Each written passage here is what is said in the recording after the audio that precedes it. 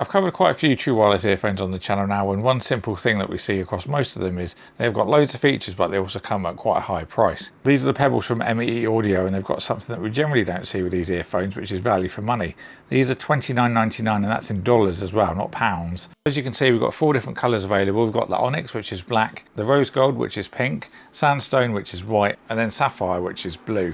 I'm going to open the black one just to show you what's inside, and then we'll show you all the other colours once I've opened up these. So a little thank you on the box as we open these. Very minimal packaging, but of course that does keep the price down as well.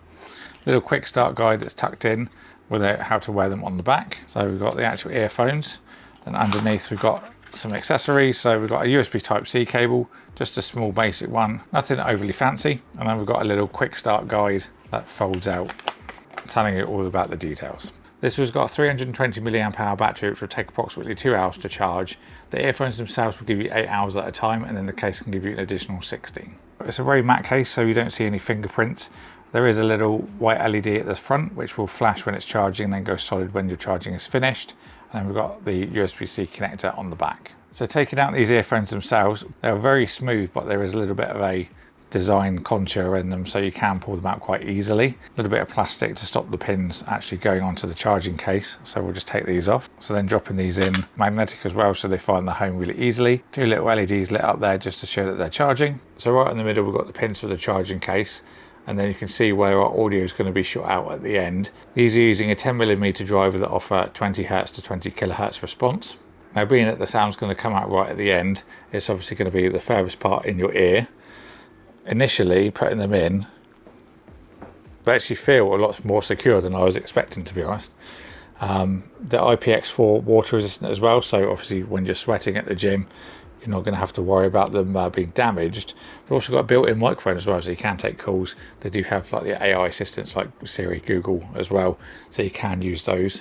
Pretty handy to have, especially if you need to take a call while you're in the gym. Now, I did notice that they're very light. They actually claim that these are 4 grams. Let's just see if that's actually correct. 4, let's do the other one. 4 as well, about together. Now it's saying 9 grams together, but it did register at 4 each, so we'll give them that one. It's actually the same weight as a piece of A4 paper, apparently. Found that out on the site. It's saying the weight with the carry case is 38 grams, so let's have a little look. 34, so even less. That's actually pretty impressive though, considering you've got a full audio package in that little capsule. You can just see where the microphone is on the bottom of their earphone there. You can do the usual gestures like volume up, volume down, pause, play, that kind of thing. I'll put them all on the screen so you can see now. There's quite a range you can do. They also have low latency mode if you tap 4 times, so if you want to do some gaming on your phone to these, that will enable the low latency, so you don't have any delay from what you're hearing to what you see on the screen. So that's the Onyx Black. Let's get the other colours out to show you as well. A little thing, if anyone's wondering, all of the charging cables are all black, so they're not colour matched to the cases or anything like that, but you do need to remember these are a budget set of earphones, so they will be cutting costs wherever they can. So now I've got the 4 colours out. Let's just take these all out of the case so you can see what the actual earphones look like as well. A little bit more on the shiny side than the actual cases, but some might like that, some might not. That blue is actually really nice. I hope that comes out on camera, how nice it is in person. That's a really beautiful blue. The rose gold one's quite nice as well. Very contrasting on the outside to the case. They are the same on the inner side though. But of course, that's the side you're going to see when they're in your ear. The Sandstone is pretty much the same all the way around. Maybe a slight difference if I'm being really picky between the inner and outer side, but overall they are matching the case. And then the black is obviously gloss, whereas we've got a matte case. And if anyone's wondering about the profiles, they support A2DP, HSP, HFP and AVRCP. So I'm going to cut the video now and actually use these for a little bit of time so I can give you my thoughts on the sound and also how I found them just generally, rather than doing an unboxing and overview and then a separate review at another point in time.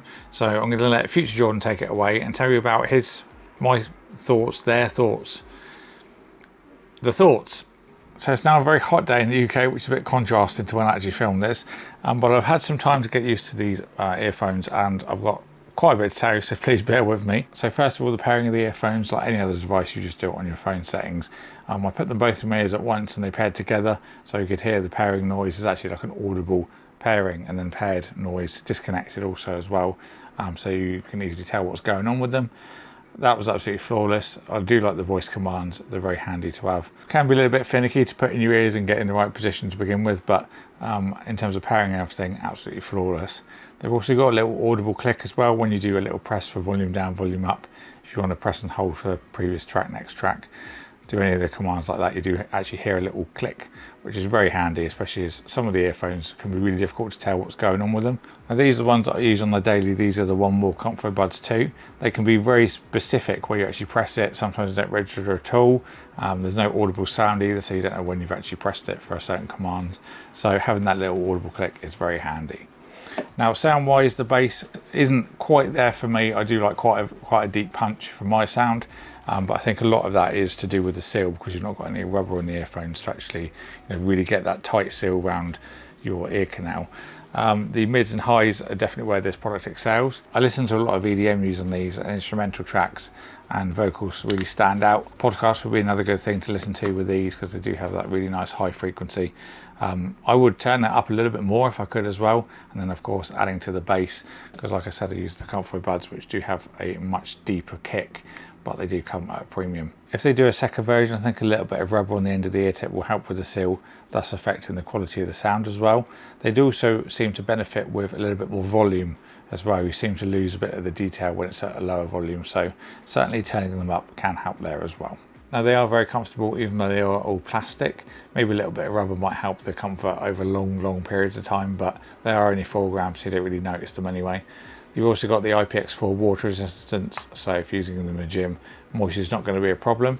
There's no sensor for if you take them out, it doesn't pause your music or anything like that if you want to talk to someone maybe, but you are obviously going to factor in the price, that's more of a premium feature.